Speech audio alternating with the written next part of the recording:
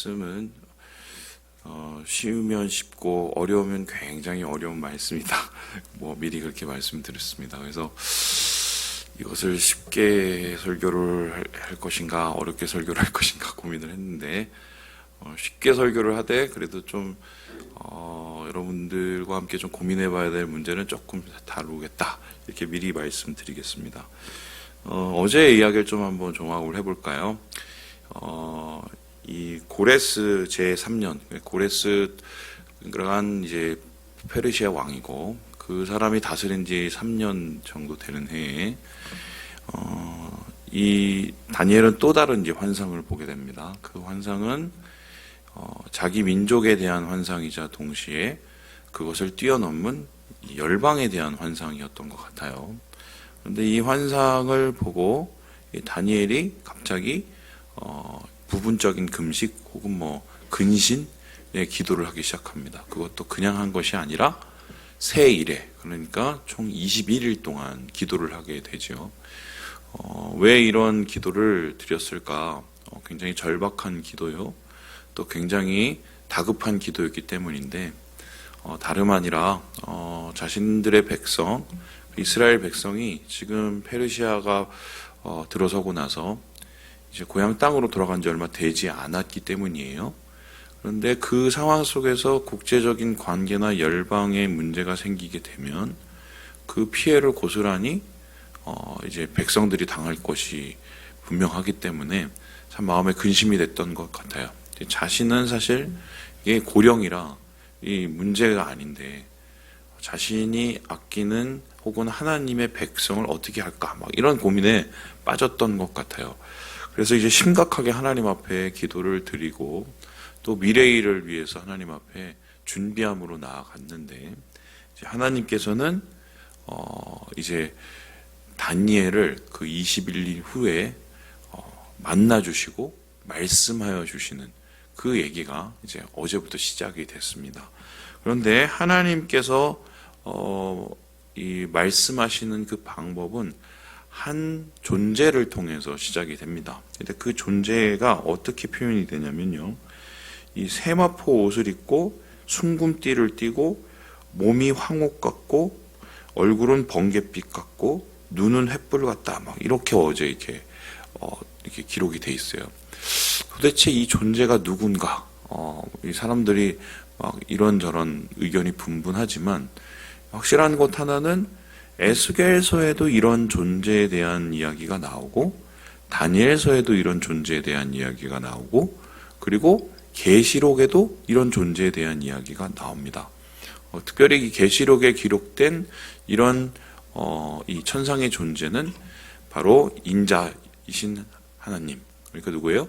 예수 그리스도로 나와요. 근데 그분이 예수 그리스도고 다니엘서에 나온 이 환상을 해석해 주시는 분도 예수 그리스도인지는 정확하게 우리가 알 수는 없지만 한 가지 확실한 것은 다니엘에게 기도의 응답을 주시기 위해서 세상의 앞날에 일어날 일을 미리 대비시키기 위해서 오신 하늘의 존재다. 그 정도로 덮어두면 좋을 것 같아요. 자, 그때 이제 나타나셔서 이 천상의 존재가 어떻게 일을 하느냐, 우리 함께 우리 11절의 말씀을 같이 한번 읽어보도록 하겠습니다. 11절입니다. 시작. 내게 이르되 크는 총을 받은 사람 다니엘아, 내가 내게 이르는 말을 깨닫고 일어서라. 내가 내게 보내심을 받았느니라 하더라. 그가 내게 이 말을 한 후에 내가 떨며 일어서니. 다니엘이 떨었다는 것은 천상의 존재를 만난 경외감이 분명히 들었다는 것이고요. 그리고 이 존재가 다니엘에게 왔다는 것은 분명한 목적이 있다는 것입니다. 그 목적은 보내심을 받았다. 다니엘을 위해서. 그럼 다니엘을 위해서 왜 보내심을 받았을까? 다니엘의 기도에 응답하시기 위해서 이 보내신 하나님의 그 사자인 거죠. 예. 그래서 우리가 오늘 얘기를 할 때 이 존재를 예수님 혹은 천사 이렇게 얘기하는 것보다 하나님의 사자라고 얘기하는 게 더 나을 것 같아요. 근데 이 사자가 다니엘에게 나타나서 그간에 있었던 일을 설명을 합니다. 근데 이 설명이 참 흥미로운 설명이 있는데 우리가 이 설명을 좀 자세히 좀 들여다보면 우리의 기도에 도움이 될 만한 부분들이 있어요. 그 첫 번째가 무엇입니까? 우리 함께 12절의 말씀을 같이 한번 읽어보도록 하죠. 12절입니다. 시작. 그가 내게 이르되 다니엘아 두려워하지 말라. 내가 깨달으려 하여 내 하나님 앞에 스스로 겸비하게 하기로 결심하던 첫날부터 내 말이 응답받았으므로 내가 내 말로 말미암아 왔느니라. 다니엘이 기도를 한 것은 환상을 보고 이 환상의 의미나 환상의 그 여러 가지의 정황이 좀 이게 심상치 않았기 때문에 마음에 근심이 와서 그랬다는 것을 분명히 알 수 있고요. 그 환상을 확실하게 풀어내고 그 의미를 주시기 위해서 하나님의 사자가 다니엘에게 왔다라고 얘기합니다. 그런데 그 온 배경을 보면은 이미 하나님께서 어떻게 해요? 다니엘이 기도를 하기 시작할 때부터 그 기도에 응답하셨다는 거예요. 그러니까 이 뜻은 어떤 뜻이냐면 우리가 기도를 할 때 하루, 이틀, 사흘, 나흘 막 할 때 하나님께서 우리의 기도를 바로 들어주실 때도 있고 그리고 막 1년, 2년, 3년, 4년, 5년 해도 그 기도가 제대로 이루어지지 않을 때도 있고 심지어 때로는 그 기도 자체가 아예 부인되는 경우도 있어요. 근데 중요한 것은 그때 우리가 잘 될 때는 기쁘죠. 아, 이러니까 기도할 맛이 나. 안 될 때는 좀 기분이 안 좋죠. 그리고 아예 거절을 당하게 되면 기도할 맛이 안 나죠. 우리는 그렇게 상황에 따라서 일희일비를 하지 않습니까? 근데 중요한 것은 분명히 하나님께서 말씀하시길 주님의 전에 하나님의 발 앞에 주님의 얼굴을 향하여서 기도하는 모든 것을 이미 하나님은 듣고 계신다는 것입니다. 그래서 내가 어느 곳에 있든 내가 무엇을 하고 있든 그리고 내가 어떤 모습이든 간에 하나님 앞에 겸비함으로 나아가고 주의 뜻을 구하는 자의 모든 기도를 하나님께서 들으신다는 거예요. 지금 이 다니엘은 사실 기도를 할 수 있는 상황이 아닙니다. 왜냐하면 그가 있는 곳은 예루살렘도 아니고 그가 또한 지금 힘을 다해서 기도할 만큼 그렇게 청년의 모습도 아니에요. 그럼에도 불구하고 하나님께서는 이 다니엘의 겸손하고 주님을 향한 사모하는 기도를 이미 들으셨다. 이것을 통해서 우리가 기도할 수 있는 이유를 찾게 되는 것이죠. 그런데 이렇게 이야기를 하면서도 또 한마음 속에서 우리가 마음이 무거운 것은 그러면은 도대체 21일 다니엘이 새 이레를 기도를 했잖아요. 그럼 새 이레 동안에 이렇게 오셔서 얘기해 주실 것을 왜 굳이 새 이레 21일 동안 하나님께서 기다리시면서 그것을 그때 다 되고 나서야 찾아오셔서 얘기해 주셨냐는 거예요. 이게 새 이레면 그나마 감사하죠. 어떤 일이 있을 때 21일만 기도하면 된다. 그러면 저는 진짜 목숨을 걸고 하겠어요. 그런데 어떨 때는 새 이레지만 어떨 때는 어떻게 해요? 그게 기간이 오래일 수도 있어요. 그럼 도대체 하나님은 도대체 어떤 마음이라 우리가 한 새 이레 동안 이놈이 기도하는지 아니면 기도하는지 이걸 지켜보고 계시는 건지 아니면 이 기도가 진짜인지 가짜인지 하나님이 확인을 하고 계시는 건지 답답하죠. 그런데 여기에 대해서 성경에서 거의 유일하게 이상한 표현을 쓰고 있습니다. 어떤 표현이었냐면요. 우리가 함께 13절의 말씀을 같이 한번 읽어보도록 하겠습니다. 13절입니다. 시작. 그런데 바사 왕국의 군주가 21일 동안 나를 막았으므로 내가 거기 바사 왕국의 왕들과 함께 머물러 있더니 가장 높은 군주 중 하나인 미가엘이 와서 나를 도와주므로. 이상하게 군주라는 말이 나옵니다. 여기서 군주가 바사 왕국, 페르시아 왕국의 군주가 있고요. 그리고 가장 높은 군주가 있대요. 그 사람이 누구예요? 미가엘이에요. 그리고 여기에 더 보면 20절을 한번 볼까요? 20절에 보니까 바사 군주와 싸우려니와 그 다음에 누가 또 이를 것이래요? 헬라 군주가 이를 것이래요. 도대체 군주는 무엇일까? 중요한 것은 이 군주가 각 나라의 이름하고 같이 대등하게 사용되고 있다는 겁니다. 그래서 여기서 이제 나오는 이론이 뭐냐면 천사론이에요. 제가 예전에 이제 성산기도원인가? 근데 거기에 그 고등학교 때 이제 수련회를 간 적이 있어요. 그 기도원 목사님이, 원장님이 상당히 뭐랄까요, 은사주의 뭐 이런 거 하시는 분이에요. 근데 그분이 이제 설교를 어떻게 하셨냐면 이렇게 하셨어요. 여러분들 지금 이렇게 앉아 있는데 자기는 이제 그걸 보인다는 거예요. 뭐가 보이냐면 우리에게 한 사람 한 사람에게 수호천사가 있다는 거예요. 수호천사. 아시죠? 그래서 그 수호천사가 뭘 하냐면 우리가 기도하고 우리가 뭐 하나님 앞에 아뢰는 것을 이렇게 들고 바구니에 담아갖고 우리가 그 기도를 하면은 땅에 안 떨어지게 그거를 들고 천국 보좌에 올라가서 하나님 앞에 이렇게 아뢰는다는 거예요. 그래서 그 수호천사에게 이렇게 우리가 뭐라고 그랬냐면 잘 이용해야 된다. 그래서 자기 아들은 어떻게 이용을 하냐면 시험 볼 때도 그렇게 얘기하는데요. 천사야, 나를 잘 도와주고 그리고 내가 이렇게 시험 문제 풀 때 하나님 함께 해주도록 가서 잘 얘기해줘. 이렇게 얘기한다는 거예요. 저는 그때 그 얘기가 도대체 어디서 나온 얘기인지를 잘 몰랐어요. 성경에 진짜 그런 얘기가 있을까? 그래서 진짜 한때는 그 천사하고 얘기를 하는 것처럼 그렇게 생각을 해야 된다? 뭐 이런 거를 제가 믿었었던 데가 있어요.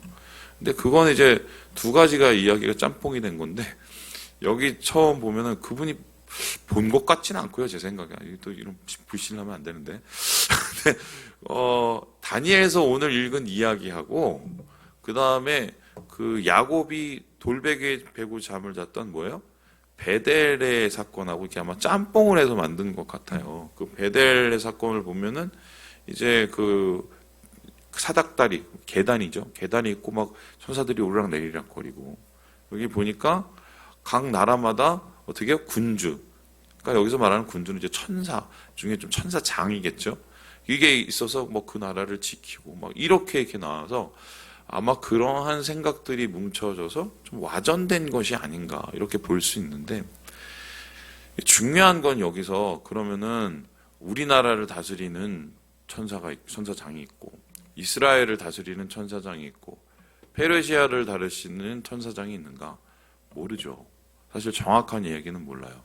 이게 이제 나중에 이제 에녹서에 가서 이걸 좀 더 구체적으로 얘기를 하지만 사실 그거는 외경이기 때문에 정경으로 보지 않습니다. 성경의 베이직을 보지 않기 때문에 그냥 참고할 뿐이고. 근데 중요한 게 여기서 뭐냐? 왜 21일이 돼서야 이 하나님의 사자가 당도했느냐는 거예요.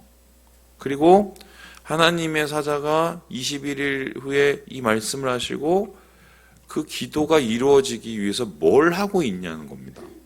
여기서 분명한 것은 뭐냐면 이 페르시아의 군주 바사 군주가 전산지 아니면은 혹은 반대로 마귀인지 몰라요. 어떤 그 학자들은 사탄이라고 하는 데도 있고 어떤 분들은 천사장이라고 하는 데도 있어요. 몰라요.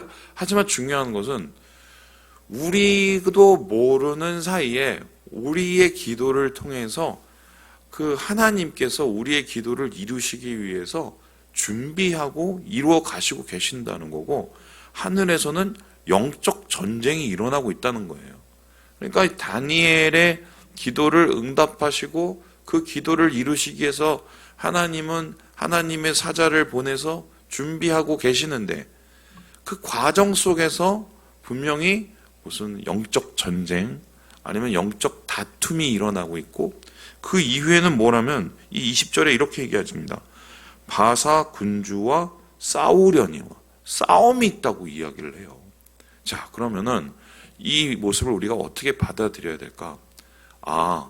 내가 기도하는 것을 하나님이 이미 들으셨을 뿐만 아니라 두 번째는 뭐냐면 나의 기도를 통해서 하나님이 이루어가고 계시는구나. 심지어는 영적인 전투도 불사할 만큼 하나님께서 우리의 기도를 이루시기 위해서 열심을 다하고 계신다는 것을 우리가 알 수 있어요. 그러니까 이 기다림이라는 21일의 시간은 쓸데없는 시간이 아니라 하나님이 우리의 기도를 이루어 가시는 과정인 거죠. 그 과정을 하나님께서 이루시기 위해서 사람을 변화시킬 수도 있고 상황을 변화시킬 수도 있고 아니면 시간을 하나님께서 관장해 가실 수도 있지만 우리는 그것을 다 모르지만 중요한 것은 우리의 기도를 통해서 주님이 일하고 계신다는 겁니다. 그러니까 하나님 앞에 올려드리는 기도는 하나도 헛된 것이 없고 그 기도를 통해서 오히려 하나님은 더 확고하게 우리를 위해서 일하신다. 우리를 통해 하나님의 뜻을 이루시고 우리에게 하나님의 승리를 주시기 위해서 하나님께서 지금도 우리와 함께 계신다는 것을 오늘 말씀 속에서 분명히 알게 되는 거죠. 그래서 이 말씀을 제가 읽으면서 다시 한번 좀 제 마음을 다독였습니다. 그래, 기도가 안 이루어지면 내 속만 타는 게 아니라 주님의 속도 타고 나는 기도해서 답답할 뿐이지만 주님은 그 기도를 이루시기 위해서 정말 싸움까지 불사하시는 이 하나님이시구나. 그러면서 좀 다시 기도에 어떤 마음으로 임해야 될지를 이제 고민하게 되었던, 제가 어제 이 말씀 보고 좀 그런 생각이 들었어요. 그리고 마지막으로 제가 오늘 이 말씀 속에서 보게 되는 좀 은혜로운 부분이 있었습니다. 여러분 함께 읽으면서 여러분도 아마 그것을 느꼈는지 모르겠는데요. 우리 함께 19절을 읽고 마무리를 해보도록 하겠습니다. 19절입니다. 시작. 이르되 큰 은총을 받은 사람이여 두려워하지 말라. 평안하라. 강건하라. 강건하라. 그가 이같이 내게 말하매 내가 곧 힘이 나서 이르되 내 주께서 나를 강건하게 하셨사오니 말씀하옵소서. 하나님께서 결국 무슨 말씀을 전하시러 왔을까? 물론 그 환상에 대한 해석을 주시기 위해서 하나님의 사자를 보낸 것도 맞지만 그 해석이 뭐 중요하겠어요? 그거보다 더 중요한 건 뭡니까? 이 기도하는 기도자를 위로하시고 이 기도자에게 힘을 주시러 오신 거예요. 그래서 오늘 말씀을 보면 하나님이 만지셨다라는 표현, 입술도 만지시고 그의 몸도 어루만지시는, 그리고 그의 마음을 어루만지시죠. 그러면서 말씀하십니다. 두려워하지 말라. 평안하라. 강건하라. 주님께서 이 말씀하시기 위해서 주의 사자를 보내신 거죠. 그런데 성경에 보면 다니엘만 이 음성을 들은 게 아니라 똑같은 얘기를 누가 듣습니까? 여호수아도 들었습니다. 전쟁을 눈앞에 놔두고 가나안 정복을 눈앞에 놔두고 마음에서 고민이 있었어요. 모세도 없고 이제 백성을 내가 다 이끌어야 되는데 내가 이걸 할 수 있을까? 그때 군대 장관이 나타나서 뭐라고 얘기합니까? 강하고 담대하라고 얘기하죠. 두려워하지 말라고 얘기합니다. 바로 그 이유는 여호수아가 힘이 있어서 그런 게 아닙니다. 다니엘이 힘이 있어서 그런 게 아니에요. 다니엘이 지금 할아버지예요. 단 한 가지, 주님이 함께 하시기 때문이에요. 주님이 그 기도하는 자를 포기치 않으시고 도우시기 때문입니다. 그래서 오늘 우리가 하나님 앞에 기도함으로 우리가 최종적으로 얻게 되는 것은, 그래, 나와 함께 하시는 주님, 나의 기도를 들으시는 주님께서 이 기도를 통해서 영광을 받으시고 이 기도하는 나를 붙잡고 계시는구나. 내가 주님의 그 강한 어루만짐 가운데 평안을 누리고 평안으로 살아가는 것, 이것이 정말 얼마나 중요한지를 오늘 말씀을 통해서 깨닫게 되는 것입니다. 말씀을 마칩니다. 우리 사랑하는 여러분, 기도에는 다 이유가 있습니다. 또 하나님은 기도를 절대 잊지 않으십니다.